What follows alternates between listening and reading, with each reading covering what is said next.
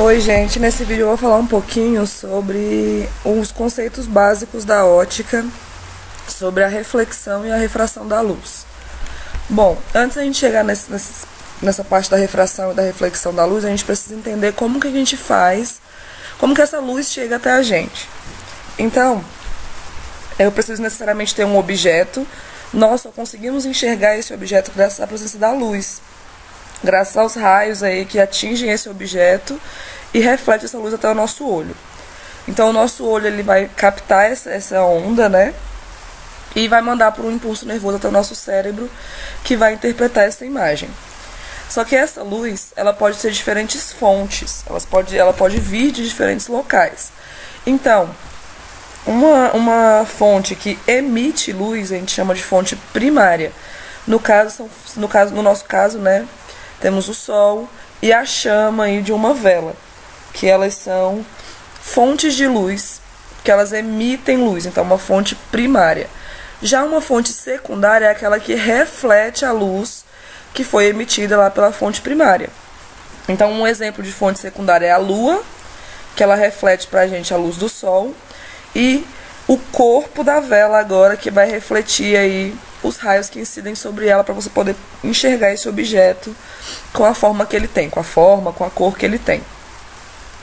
Bom, essa luz então que chega ou que emite ou que reflete, né, de uma determinada luz, ela vai ser propagada em diferentes meios. Eu posso ter, no caso, esses três tipos de meios de propagação da luz. Eu posso ter um meio transparente, onde a gente pode ver que na frente dos lápis tem uma películazinha aí. E eu posso ter um meio então transparente, onde a luz ela é bem pouco absorvida. Você consegue ver o objeto atrás dela com nitidez. Já no meio translúcido, você consegue ver que tem um objeto ali atrás, mas você tem um pouco de distorção na imagem. Você não consegue ver tão bem através desse objeto. Então a gente diz que a luz ela é bastante absorvida. E a gente também pode ter um meio opaco, onde a luz ela não atravessa o objeto e você não consegue ver o que tem atrás dele. Bom, essa luz também ela pode se propagar de diferentes formas. Eu posso ter uma propagação retilínea, por exemplo, essa vela que está emitindo luz aí. Ela vai emitir vários raios de luz, né? Vários feixes de luz. E cada feixezinho desse vai ter uma direção e um sentido. Então eles vão se propagar retilineamente. Pode ter também independência de raios luminosos, que é o caso desses refletores, onde cada um aponta para uma direção, mas essas luzes elas não se atrapalham, vamos dizer assim. Ela continua seguindo o seu caminho, mesmo nesse ponto em que as duas luzes aí, os dois feixes de luz se cruzam.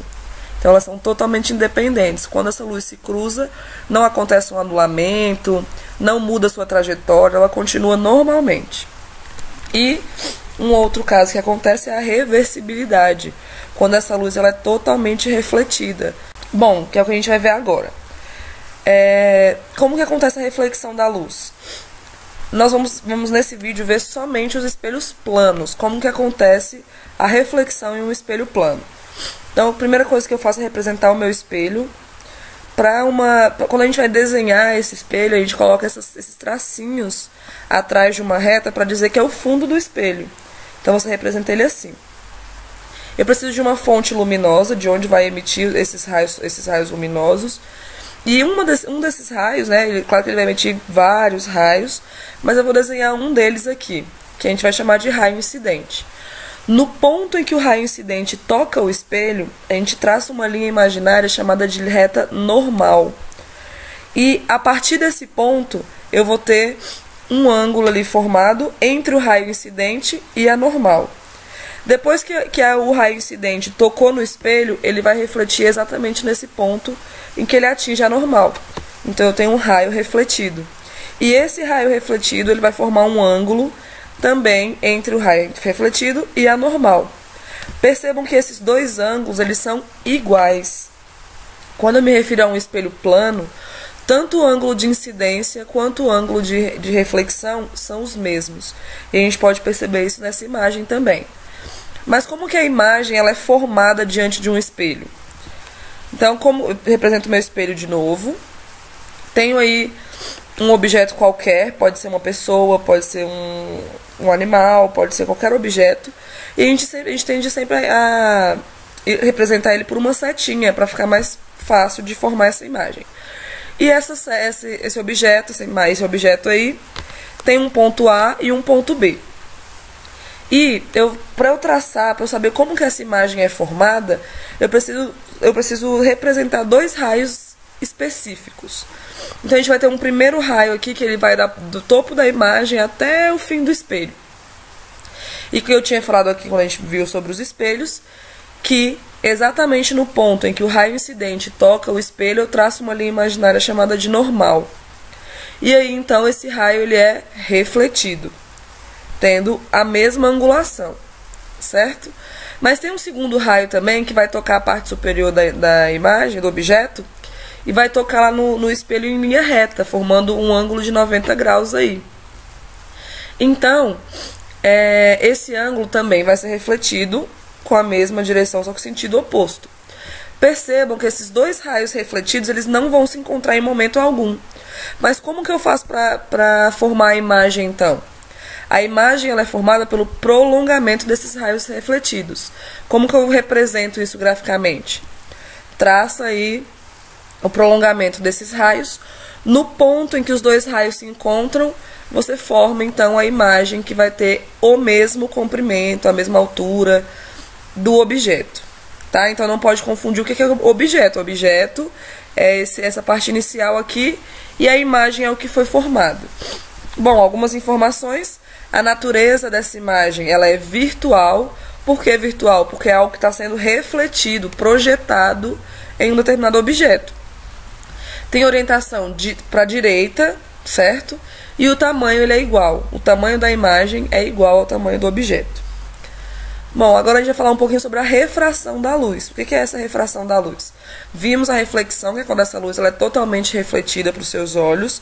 Mas na refração, você consegue também perceber o objeto, mas a propagação da luz ela sofre um desvio no seu percurso e também sempre acompanha na mudança de velocidade. Como que eu consigo perceber isso, então? Calcular isso. O índice de refração absoluto a gente representa pela letrinha N minúsculo, tá? E eu calculo da seguinte forma. Eu tenho esse C, que é uma constante, e esse C, ele vale a velocidade da luz no vácuo. A velocidade da luz no vácuo, ela é 3 vezes 10 a oitava metros por segundo. Então a luz ela percorre aí mais ou menos 300 mil quilômetros a cada segundo no vácuo. Mas tem algumas unidades, alguns índices que já são calculados e também a gente diz que é constante. Como, por exemplo, no vácuo, que vai ser sempre 1. Por quê? Você vai dividir a constante pela velocidade dessa luz. Se no vácuo a constante é esse valor, 3 vezes 10 a oitava, e a velocidade dela também é 3 vezes 10 a oitava, dividindo uma coisa igual por outra igual, vai dar 1. Então, o índice de refração no vácuo é 1. No ar é aproximadamente 1, porque você tem aí uma resistênciazinha que diminui essa velocidade, mas é muito pouco. Mas para os outros meios a gente precisa calcular. E nos outros meios esse índice de refração vai ser maior ou igual a 1. Porque não tem como ser menor, né? Porque se eu dividir essa velocidade da luz por algo com uma velocidade menor, que é o que ela vai ter, esse índice de refração vai ser maior que 1. Como que eu represento isso? A gente tem uma lei chamada de lei de Snell. E ela a gente pode representar ela e calcular da seguinte maneira. Tenho aí, essa linha agora vai representar os dois diferentes meios em que a luz vai se propagar. Então eu vou ter um meio A e um meio B. Essa luz vai incidir sobre esse meio, né, com seu raio incidente. E, como a gente disse, no ponto em que o raio incidente toca, no caso aqui, um dos meios, eu traço uma reta normal. Mas no caso da refração da luz, essa reta normal, ela é vertical, tá? Porque na horizontal eu tenho os diferentes meios. Nesse mesmo ponto em que o raio incidente toca o meio, ele tem um ângulo, né, formado um ângulo entre o raio incidente e a normal, e esse raio então vai ser refratado. E eu sempre falei, né, que vai formar um ângulo, mas perceba que houve um desvio na trajetória desse raio. Ele não seguiu o mesmo caminho. ele teve um leve desvio. Então ele tem também um ângulo aí formado entre o raio refratado e a normal, e esse ângulo ele é menor do que o ângulo formado pelo raio incidente. E como que eu faço para calcular então esses valores de velocidade, do ângulo, do índice de refração? Como que eu consigo identificar isso? Então, tem essa lei de Snell, que é da seguinte maneira: o índice de refração do meio A, cada meio tem o seu índice de refração, né? Então, o índice de refração no meio A vezes o seno do ângulo de incidência é igual ao índice de refração do meio B multiplicado pelo seno do raio refratado, tá? Parece complicado, mas não é. Você sabendo calcular esses índices, você já tem um valor, né, o índice de refração do meio A e B, por essa formulazinha de N é igual a C sobre V, e aí você vai substituindo seus valores, certo? Vamos ver um exemplo aqui então. Lembrando que os ângulos sempre são formados com a normal. Vamos para o exemplo então. Um raio de luz monocromática incide sobre uma superfície plana que separa dois meios, 1 e 2, cujos índices de refração são N1 igual a 1 e N2 igual a raiz de 3. Sabendo que o ângulo de incidência é 60 graus, calcule o ângulo de refração. Então está aí representado essa situação, onde a reta azul divide o meio 1 do meio 2, tem o meu raio incidente, minha reta normal e o ângulo formado entre a normal e o raio incidente, que é o meu ângulo de incidência. Simplesmente fazer a aplicação da lei de Snell, onde eu tenho N1 vezes seno do ângulo incidente é igual a N2 vezes o seno do raio do ângulo, né, refratado. Vamos lá, então eu substituo os meus valores. N1, o problema já me disse que é igual a 1, vezes seno de 60, que é o ângulo de incidência, igual a raiz de 3, que é o índice de refração do meio 2, seno do raio refratado, que eu ainda não sei, que é o que eu quero calcular. Bom,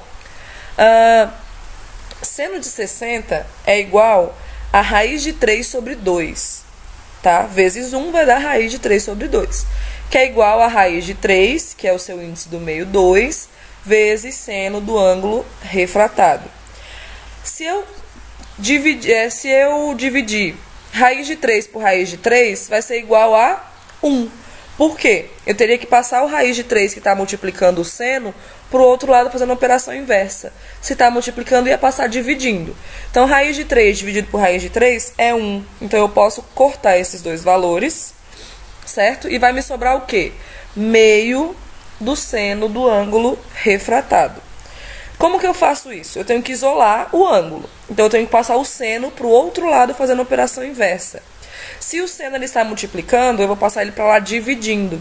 Mas como que eu faço isso na calculadora, né? É seno a menos 1.